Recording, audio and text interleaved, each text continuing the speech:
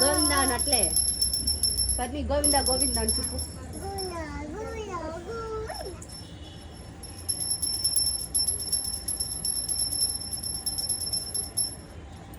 నాన్న కళ్ళ తిరుగు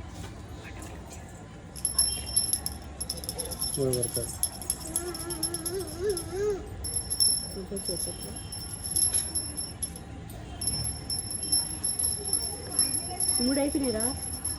లెక్క తెలుస్తాయి కదా. 9 5